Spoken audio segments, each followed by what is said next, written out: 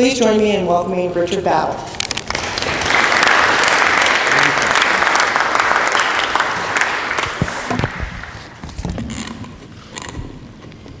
Which one of you are going to be the next John Ben Shepherd?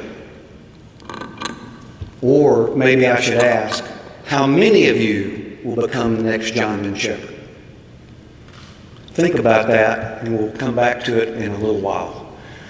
It was such an honor when John asked me to speak about my experience and relationship with John Ben Shepherd. I thank Dr. Woodley and the Institute for the opportunity to do so. So I learned of him when I joined the JCs. He was known in that organization as Mr. JC, and he became a heroic figure that I looked up to in that organization. In 1985, when this program started, and I was privileged to attend, was the first time I got to meet him. Then I was further privileged to be selected to chair this event in 1986 in the second year.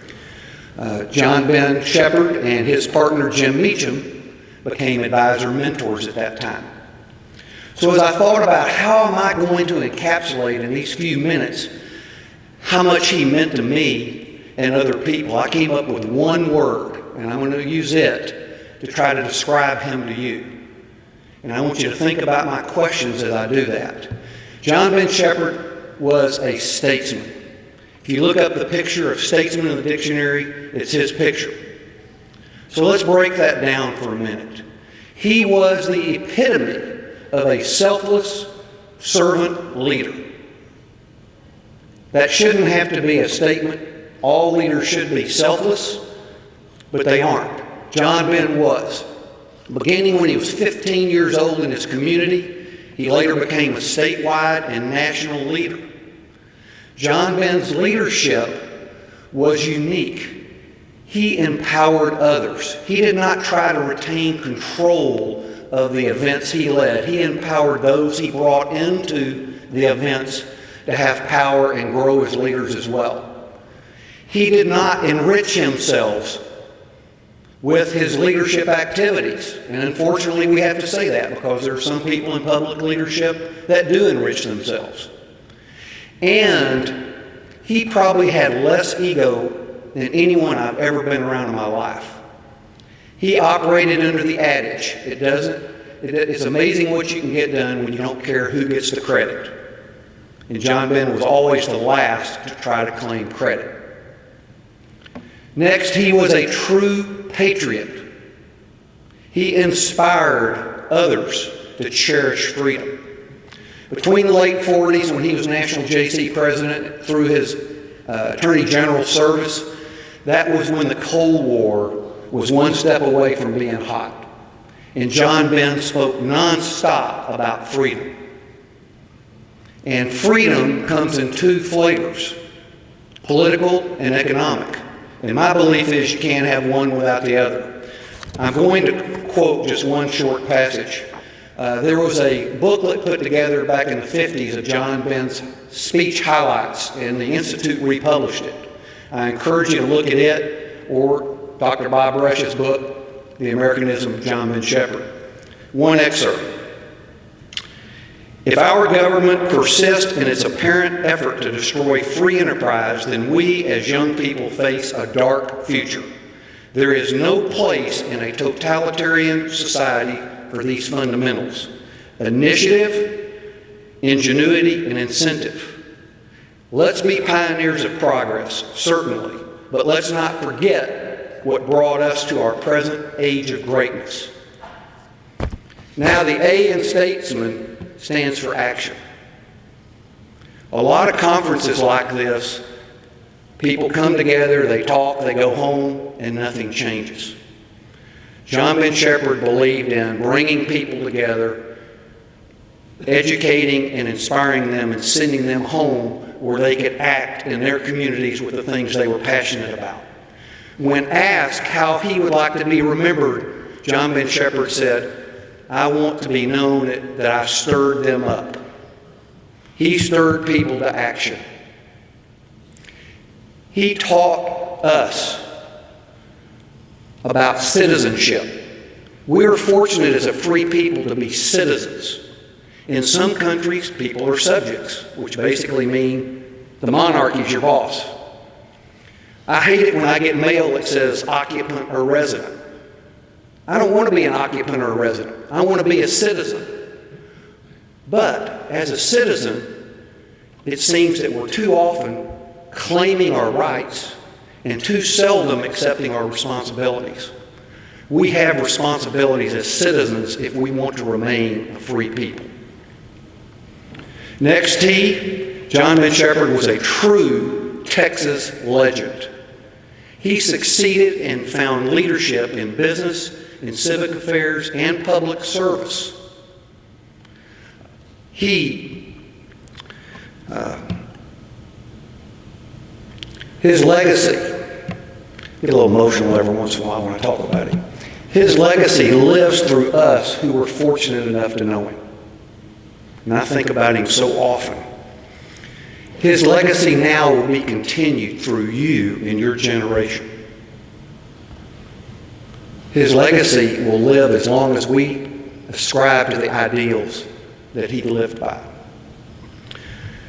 Next, he was an example. And whether you know it or not, you're an example right now. You're an example to the people that didn't come this weekend. John Ben led by example with honesty, integrity, and trustworthiness. His life was lived as an example of how to live a life of those values. Next, something that was one of my favorites was his ability to use self-deprecating humor. And those of us that knew John Ben, where's Sam at? He's back there. He had such a terrific sense of humor. But he was humble enough to make fun of himself. And two of my favorites, one I heard secondhand, I want to share with you. When he was speaking, a lot of times he would talk about his service in elected office. And he would say, I left elected office for health reasons. The voters got sick and tired of me. Which was funny, but he made fun of himself because he was on a fast track. He'd been in national JC leadership in other areas. He'd been appointed Secretary of State. He was elected twice as Attorney General. He was in line to become the governor of this state. And then there was a scandal in Southeast Texas that was never connected to him, but the citizen voters decided to throw all the elected officials out, and he was one of those. Did he sulk and go slink away and pursue personal pursuits? No. He turned his leadership efforts back into the communities. So he had the humility to do that. Second one, I wasn't there, but tonight at the banquet, I want you to think about this. When you go to a nice banquet, have all the silverware around your plate, there'll be a plate in front of you with a salad, and right above it normally is a nice piece of pie. And so there was a banquet one day, and John Ben was sitting at the head table, and all of a sudden everybody starts eating their salads, and John Ben reaches up and pulls the pie down, puts it in front of him, puts the salad up, and he starts eating on the pie. And somebody said, John Ben, why are you eating the pie first? He said, well, I promised my wife I would not have dessert after my meal. So, what a good thought. Next, he was a man who loved his family. He was married to Mamie Shepherd over 50 years. She was a terrific supporter of him and his efforts. Unsung sometimes, but he would not have succeeded as much without her. They had 4 children. John, the 2 daughters, and Albert. Thank you, Charles. I was thinking of another piece. Family of 4. I never appreciated, they lost John in 1970, John Ben Shepherd Jr. I never appreciated what he had to overcome to continue his leadership until I lost my son. But now I understand what he overcame to continue being a force for Texas. Next, the A, he was an advisor and mentor. Two examples in my life. When I was selected as chairman in 1986, there was a year-long planning process. We had a large statewide committee. We worked diligently to put on the program. John Ben Shepherd and his partner Jim Meacham were great advisors and mentors to me and the committee. And like I mentioned, he did not come in and tell us what to do. He did not come in and take over. I'm sure there were times we frustrated him in not doing things as well as he might have done, but he never said a negative word. And then after that, 2 years later in 1988, when I published my first book, The Volunteer Handbook, John Ben Shepherd honored me and wrote the foreword for that book. And he supported me and encouraged me. And what was interesting was, I did not know it till somebody else brought it up to me. He had authored a book about volunteer leadership years before, but he had never said a word to me about that.